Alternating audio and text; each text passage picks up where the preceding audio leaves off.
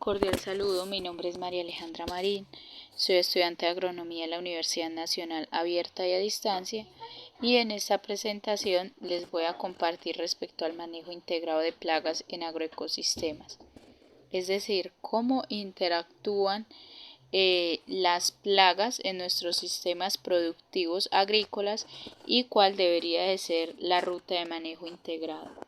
Vamos a enfocarnos en dos cultivos, el cultivo de café que se siembra o se establece a campo abierto y el cultivo de fresa que se establece bajo cobertura. Iniciamos entonces con el café, el cultivo de café o Coffea arábica. El café pertenece a la familia botánica de las rubiáceas. Para su establecimiento las condiciones agroecológicas son las siguientes: una altitud de 800 a 2200 metros sobre el nivel del mar. Lo ideal es que sea establecido en clima con más tendencia a frío, ya que en las temperaturas de clima cálido el cultivo es más susceptible a la plaga que vamos a ver enseguida. La temperatura adecuada está entre 18 a 22 grados centígrados, la precipitación 1500 a 2000 milímetros año y el suelo es ligeramente ácido entre 5 a 5.5 de pH. Requiere suelos bien drenados y ricos en materia orgánica. Para el establecimiento de cultivo de café entonces se debe realizar un germinador, que es un espacio que le dan algunas adecuaciones para germinar las semillas y allí pasa un proceso de 2 a 3 meses hasta que se puede encontrar una planta en campo, así como la que se ve en la imagen, que es conocida en chapola. Una vez esté así, la planta está apta para su siembra a la bolsa.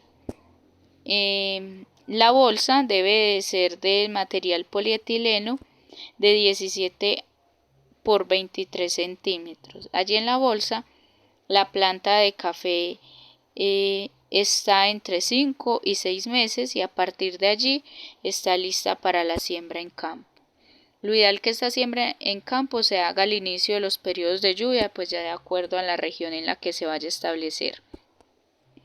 Por acá tenemos una guía para establecimiento del cultivo de acuerdo a la Federación Nacional de Caficultores. Entonces lo ideal es iniciar con el control de arbences, que consiste en retirar estas plantas que pueden generar competencia por alimento, por agua y por luz para nuestras plantas de café. Una vez se realiza control de arbences, entonces se realiza el trazado. Allí se define la distancia entre planta y entre surco y con esto se obtiene la densidad de siembra por hectárea. Hay varias distancias de siembra recomendadas, esto pues ya depende del criterio del profesional que acompañe a los productores, y por acá hay una que yo opté para hacer el ejercicio, es de 1,44 metros entre surco y entre planta. Este sistema de siembra de acá arribita es sistema de siembra al cuadrado. Entre plantas se van formando cuadrados perfectos, como tienen la misma medida, entonces son cuadrados perfectos. Por acá está este diseño de siembra que es en triángulo o a 3 bolillos. Este es recomendado para zonas en pendiente con el fin de reducir la pérdida de suelo por erosión. Luego de esto viene el ahollado. Se recomienda que sea un hueco de 30 centímetros de ancho por 30 de profundidad y después viene la aplicación de cal o abono orgánico de acuerdo con el análisis de suelo y finalmente la siembra. Para la siembra es importante tratar de que este piloncito que se forma en la bolsa no se desintegre, sino ponerlo en el hoyo así tal cual. Luego pues se tapa con tierra y se aprieta un poquito. Por acá ya vemos la morfología de la plaga más importante, que se llama broca de café. también conocido como barrenador del café, gorgojo del café o taladro de cerezas del café. Este es un coleóptero de la familia Curculionidae, del género Hypotenemus, y su nombre científico es Hypotenemus hampei. Esta plaga es originaria de África, pues de ahí también radica su importancia en la investigación, porque acá en Colombia no tiene enemigos naturales, ya que pues no es de este ecosistema natural, sino que es introducida. Tiene un aparato bucal masticador con el cual perfora las almendras del café y comienza a masticar y alimentarse de la almendra. Esto lo hace el adulto, pero posteriormente deposita allí sus huevos, entonces las larvas también se alimentarán de la almendra. Tiene hábitos monófagos, esto significa que se alimenta exclusivamente de café. Factores que facilitan su dispersión, entonces están factores climáticos, como lo dije. En climas cálidos su ciclo biológico se acelera, se da más rápido, entonces pues también aumenta su nivel de dispersión. Por eso es importante establecer el cultivo en unos rangos que disminuyan la susceptibilidad del cultivo a esta plaga. Y también los sistemas de producción son un método de dispersión, ya que pues hay productores que dejan cultivos de café abandonados, entonces pues allí también se genera un foco para la reproducción de esta plaga. Genera 3 tipos de daño. El primero es la perforación para la alimentación no solo del adulto, sino también de las larvas, como lo mencionaba. Esto entonces ocasiona un daño físico y la cereza puede caerse del suelo y pues prácticamente ya no servir para la comercialización, porque reduce su peso en una forma bastante alta. Y el otro daño es que, aparte de dañar pues cerezas maduras, también genera daño en los granos verdes. Cuando llega al cultivo y no hay cerezas maduras apetitosas para su alimentación, entonces se hospeda en cerezas verdes, pone sus huevos, daña también café verde, hasta pues que hay nuevamente café maduro para su consumo. Estos daños son daños directos. Como daño indirecto es que acelera la fermentación de la cereza de café y pues esto altera totalmente las condiciones organolépticas del grano. Se estima que afecta al 90% de los cafetales acá en Colombia. Por acá vemos el ciclo biológico de la plaga, que dura entre 24 a 48 días, y pues eso, como lo mencioné anteriormente, es de acuerdo al clima. Las hembras viven entre 135 y 190 días y los machos solo viven 40 días. La hembra es quien generalmente perfora el fruto por la corola o disco, como se observa en la imagen, aunque pues puede perforar por cualquier lado de la cereza. El daño generado representa una pérdida de un poco más del 20% de materia seca, reduciendo también el peso de la carga de pergamino seco. 2 días después de instalarse en el fruto, la hembra comienza a poner sus huevos. De estos huevos que eclosionan, salen una proporción de 13 hembras por cada macho, es decir que sale mucha más cantidad de hembras. Los machos son ápteros, es decir que son incapaces de volar, nunca abandonan el fruto, permanecen allí. Si el fruto se cae al suelo, entonces terminan su ciclo biológico en el suelo. Acá hay algunas estrategias de manejo integrado de broca de café. El cultivo biológico el control biológico tiene 3 componentes. El primer componente es entomopatógenos, la aplicación de hongos que colonizan este insecto y finalmente se muere. Beauveria bassiana es el caso más exitoso, que de hecho pues este hongo ha sido entregado por la Federación Nacional de Caficultores a los campesinos para hacer como frente a esta plaga. También se ha encontrado que hongos como Metarrhizium anisopliae y del género Paecilomyces también tienen un efecto entomopatógeno en esta plaga. El control biológico por parasitación lo hacen unos insectos de la familia Braconidae del orden Hymenoptera, es decir, son las avispitas, pero estas son introducidas de África. Hay que traerlas desde África porque en su ambiente natural, pues esta plaga sí tiene controladores naturales. Acá en Colombia también se ha encontrado depredadores del orden Hemiptera y pues también como hallazgo se ha reportado que los mayores depredadores de broca del café son hormigas de la familia Formicidae.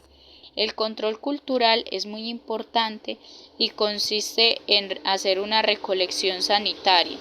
Recolectar todos los frutos verdes, maduros y secos de los árboles. Esto también se conoce normalmente como raspar. No dejar ningún grano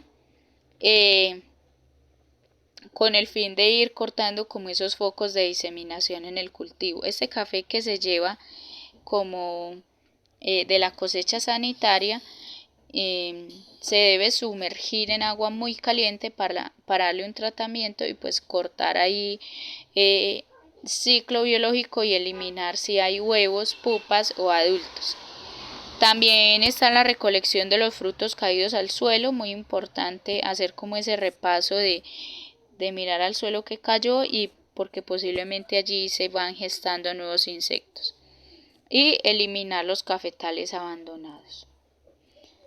Control etológico está el trampeo. Este consiste en utilizar trampas con cebos atrayentes para capturar las hembras y es exclusivo para las hembras porque, como lo mencioné, los machos no pueden volar.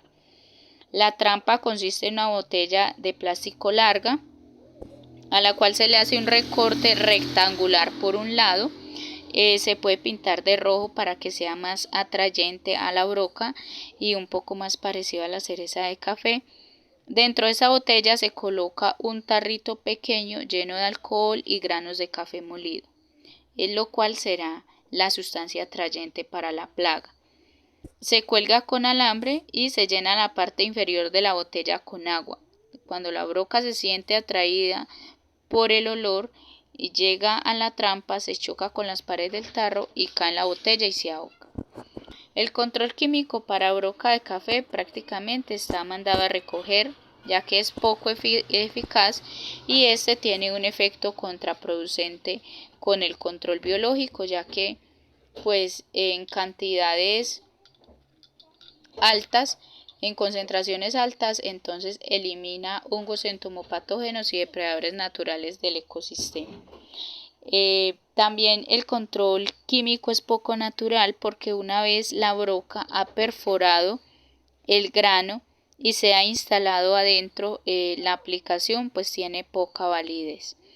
Se debe restringir a productos de baja toxicidad y aplicarse en situaciones o niveles que realmente lo ameriten.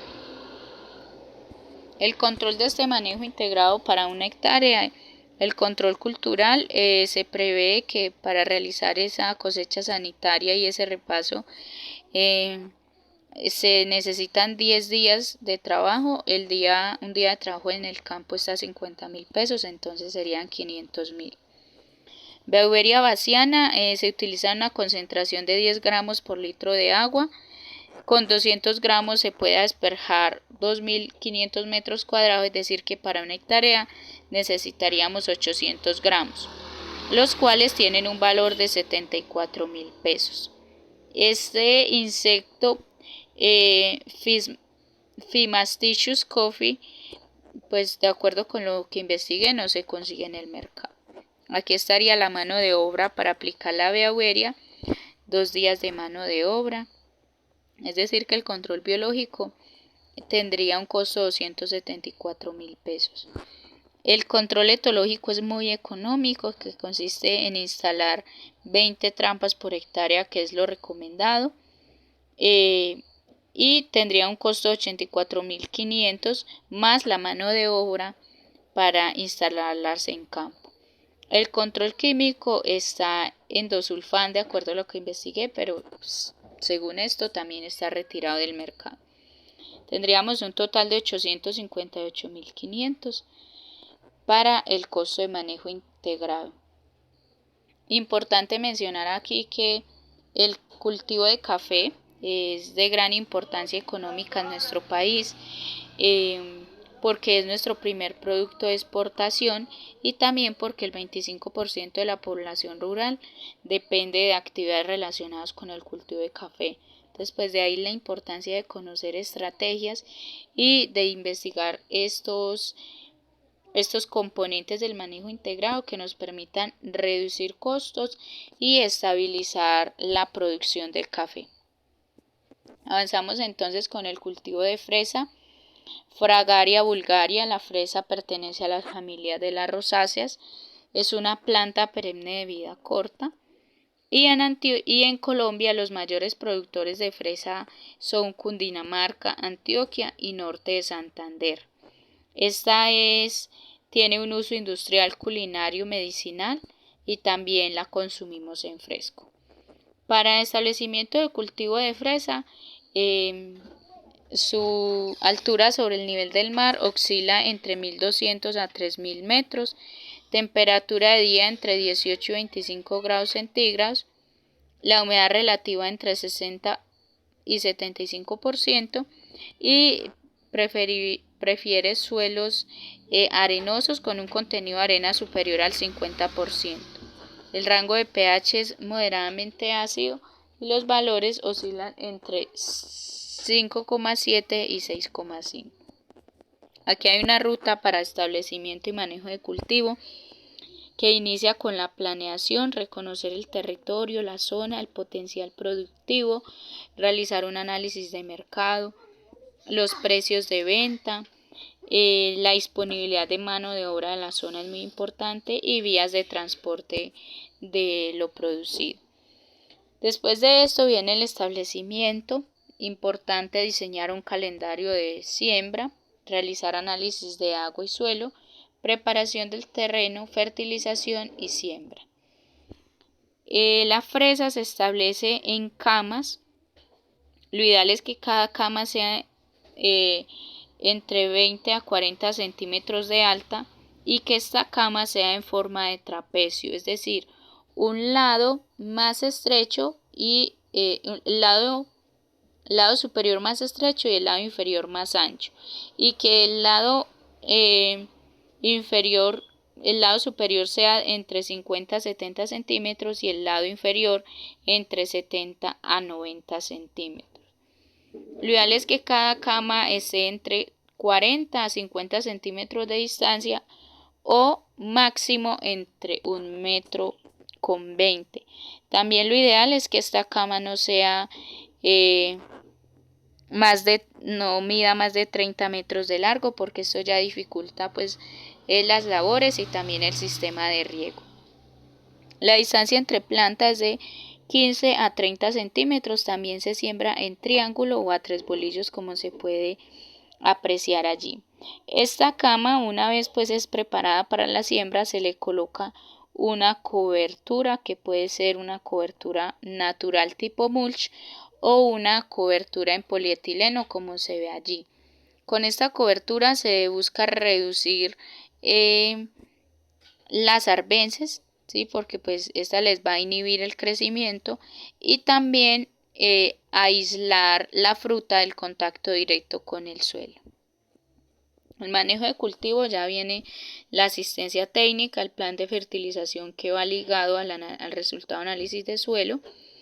Manejo integrado de plagas y enfermedades es muy importante. Y el riego, como es un cultivo bajo cobertura, entonces hay que instalar un sistema de riego con el fin de proporcionar el agua suficiente para que el cultivo pueda desarrollar sus procesos fisiológicos. Después de esto viene la cosecha. De acuerdo a la cantidad de plantas sembradas se estima cuánto se va a producir, se determina el grado de madurez en el cual se debe cosechar y se recolecta. Luego viene la poscosecha, en la cual se lleva a un centro de acopio, se limpia el fruto, se lava, se selecciona y se empaca, para finalmente ser comercializado de acuerdo a los criterios del cliente.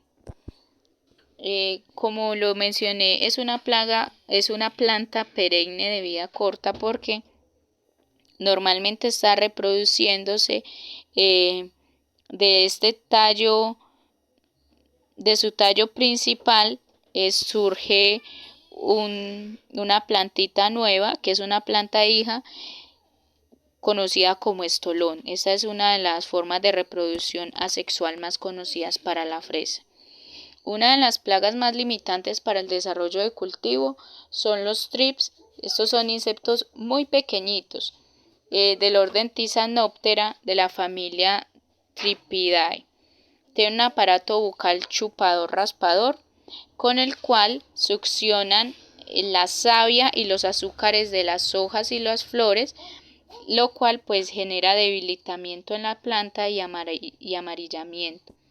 También con las flores afectadas pues se generan fresas con malformaciones defectuosas, y estos también raspan las fresas, generándoles un daño y pues como daño indirecto la entrada a otras plagas o enfermedades.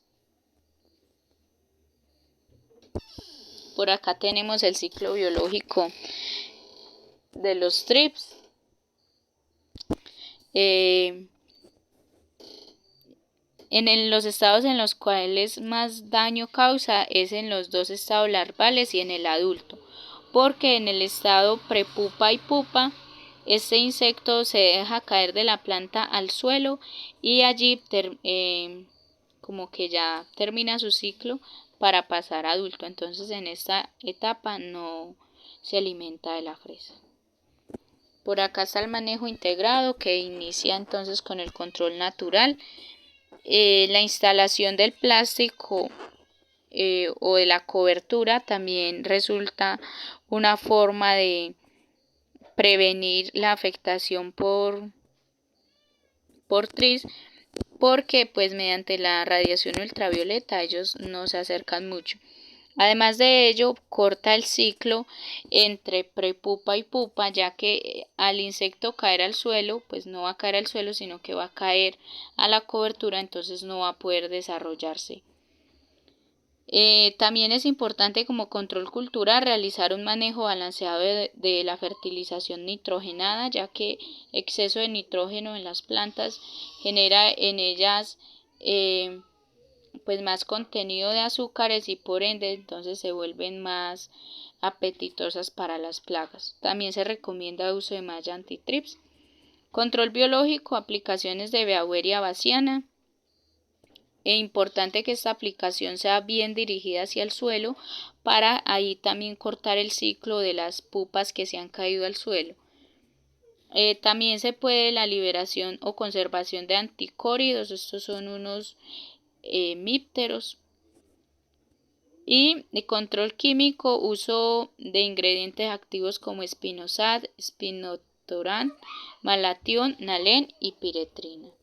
El costo de este manejo integrado sería para una hectárea polietileno para cubrir las camas tendría un costo de 3.300.000. La malla anti-thrips valdría 6.250.000 y la mano de obra para instalar la malla y el polietileno valdría 500.000 pesos. Control biológico es la liberación de anticóridos, pues no encontré un precio en el mercado, pero igual pues también mediante las estrategias de manejo integrado se pueden conservar. Aplicar Beauveria baciana, lo cual pues tendría un costo de 274.000 pesos. Y el control químico, aplicaciones con Spinosad, 1,6 litros por hectárea, lo cual tendría un costo con la mano de obra de 469.780 pesos, para un total de 10.793.780 pesos. Entonces, finalmente podemos decir que este manejo integrado permite reducir costos en la producción de café y cereza y también prevenir la aparición o la afectación de plagas. Asimismo, pues si usamos controles naturales o controles que no generen residualidad en los productos, vamos a tener mejores oportunidades en el mercado, ya que se pueden ofertar productos de buena calidad y productos que no atenten contra la salud del consumidor. El manejo integrado también permite optimizar recursos y mantener la sostenibilidad en los agroecosistemas, lo cual es muy importante, ya que en sistemas productivos biodiversos aumentamos la cantidad de enemigos naturales y con ellos pues generamos un equilibrio para el manejo de plagas. Por acá está la bibliografía donde se extrajo la información y esa era la presentación que quería compartirles. Muchas gracias.